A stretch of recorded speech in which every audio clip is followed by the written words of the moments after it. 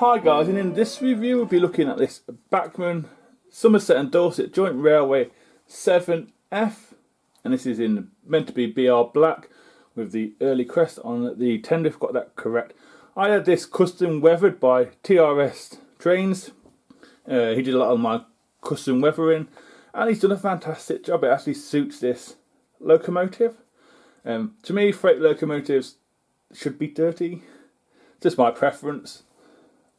So yeah, I thought I'd review this because it's a nice locomotive and I just wondered what it was all about. So let's find out, shall we? So here goes.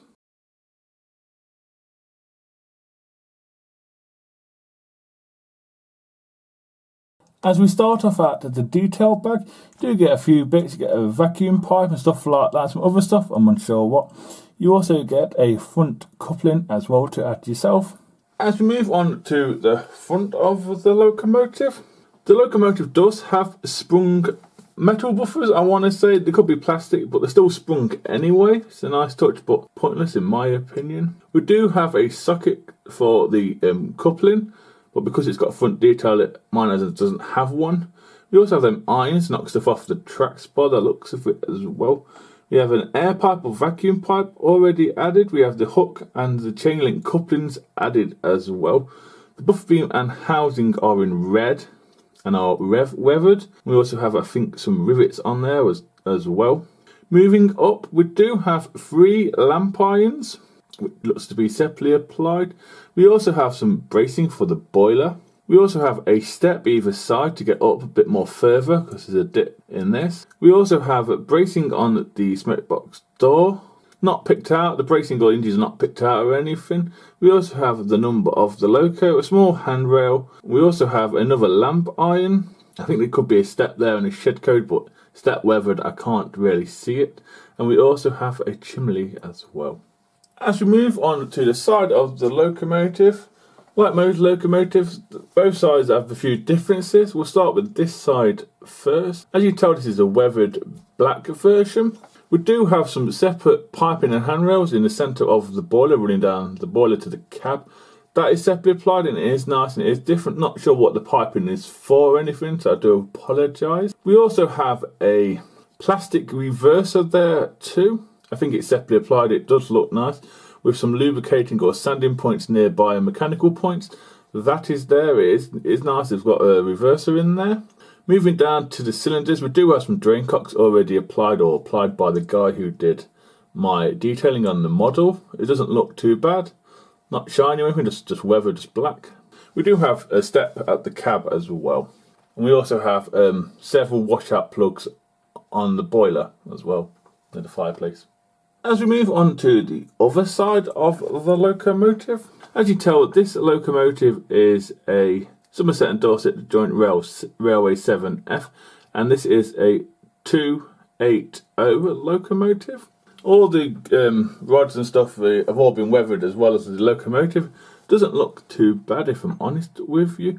We do have just a handrail around this side, but what we do have in the centre is some parts coming through from the other side where the air gap is. There's no motion inside or anything like that, but it's there. At least they went to that trouble of putting the piping through. That is nice. We also have some sanding gear and lubrication gear around here as well. We also have them washout plugs that I mentioned earlier. We also have a handrail on the cab, and we also have the number of the locomotive, which is 53806, and the classification of the locomotive, which is a 7F. And with them steps again, and we also have the drain cocks round this side too. As we move on to the part that I think everyone looks forward to in a review, and that, my friend, is the cab area. Bachmann haven't let us down here at all whatsoever. The cab is highly detailed. Everything in there is painted, from the copper piping to the dials, to the handrails, to the regulator, even to the stuff that opens the fire for the firemen. That's all been painted. We have wood flooring in there as well. The cab's done in a nice, lovely cream colour. So nice. I think we do have glazing at the front as well. We also have a wood floor, like I said. We also have a thing that goes up and down to stop the crew falling between the loco and tender. Moving on to the front of the tender, we do have some picked out handrails for tools and stuff for the driver.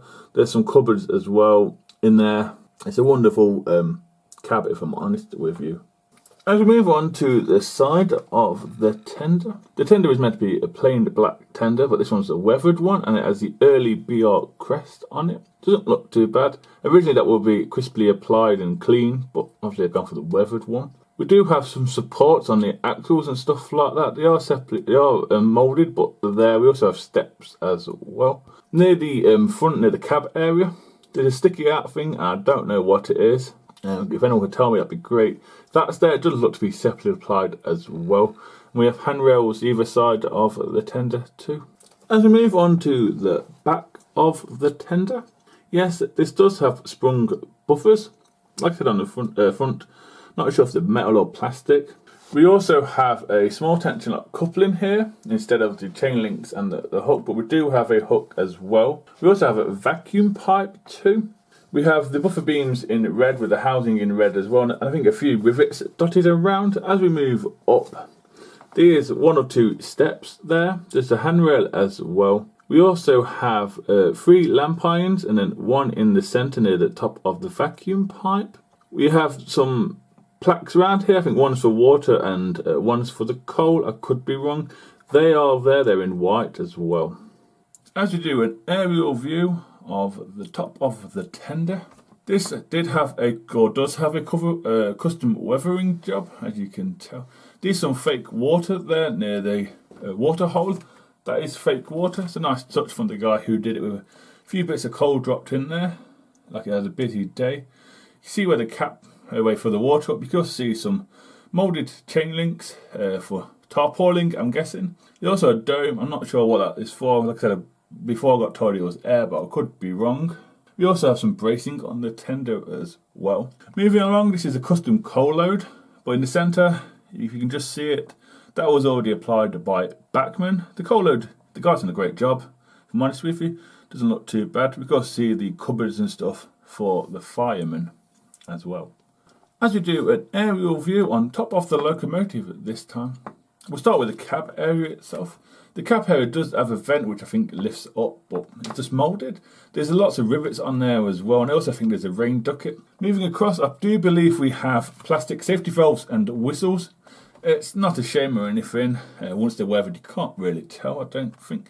If you look on the boiler and the firebox, you can see some lining where the lining would be, but it's just black, so it's not there. We do have a moulded dome, and I think a separate applied chimney that is there as well.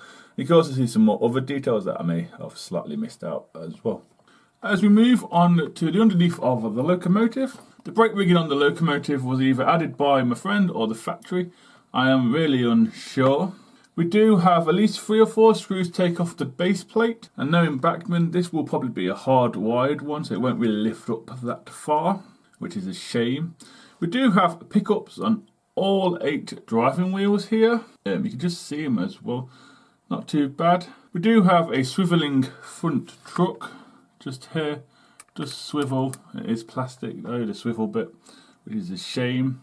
You can also see some more of the sanding gear and the brake stuff that the Loco would have had in real life. That is there as well. And finally, as we move on to the connection to the Loco Antenna, it is the old-fashioned Bachmann one, which you have to be a bit more careful with, because you'll end up pulling the Loco by the tender wires. That is basically, the wires are fitted with a plug going across, and there's a hole in a piece of plastic or metal that you just slot it through a cylinder on the tender, and that's it. Which does make me think this has tender pickups, but I can't see anything. If I'm honest with you, I've looked very closely and I can't see any tender pickups whatsoever. They might be ingrained in it somewhere. I'm really unsure. We do have something that looks like holes for the speaker there though as well, and we also have the brake rigging already added as well, and you can see the small tension lock pushing coupling by the looks of it as well.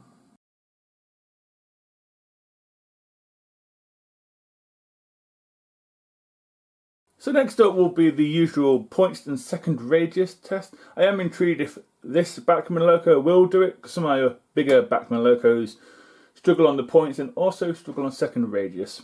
So here goes, let's find out, shall we? Here goes.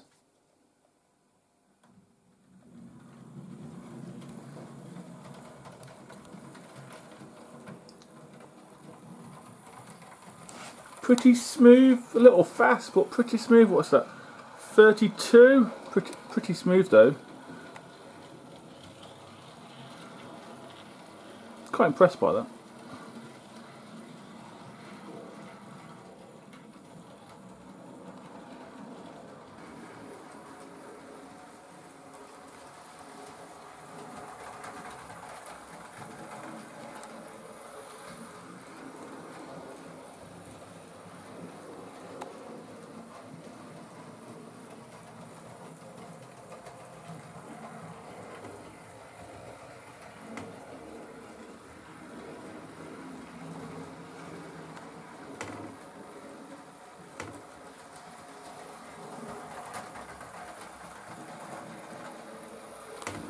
So yeah, that managed it pretty well. Like I said before, some of my Bachmann Locos do struggle on points and second radius for some reason, even when the box says they can do it.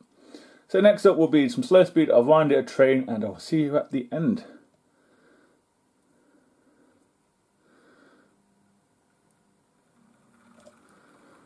Ooh, it's quite nice. Nice and smooth. What's that? That's 27. It's quite nice actually. I'll speed it up in a minute.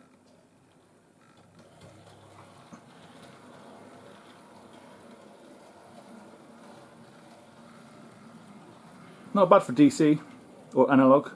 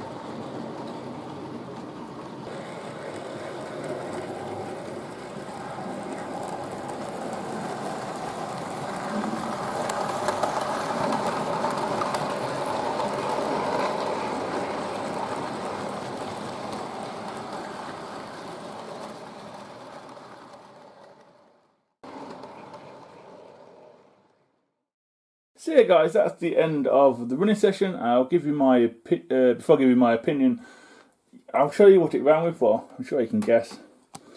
Just a random mix of freight really. Not sure if it goes or anything. There's mainline, there's triangle, there's Oxford Rail, there's Bachmann, there's Hornby. There's all sorts in here. It's not too bad. I like it. In my opinion on this model, as a whole, it's a fantastic model. My only issue with this one, or some of the Bachmann from this era, is the usual connection between Loco and tender. I don't like it. That's the only issue I have. And my tender connection isn't sprung like they're meant to be. It's stiff as hell.